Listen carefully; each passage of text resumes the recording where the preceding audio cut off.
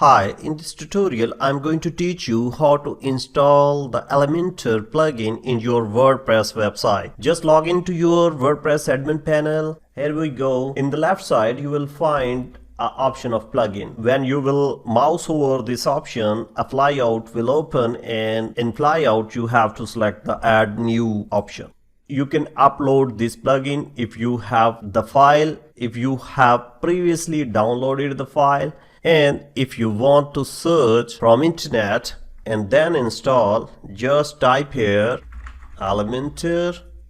You will find Elementor website builder here. You can see 5 million active installations, and now I'm going to install it.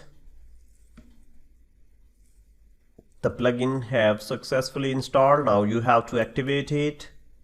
After successful installation, you will find Elementor option here at the left side panel. Now you can do the setting, role management, and whatever you required from here. Let's move to the setting. In setting, you will do some setting like post, integration, advanced elements, and journal. We will discuss all these things in later videos. Thank you very much for watching this video. Keep watching the next one.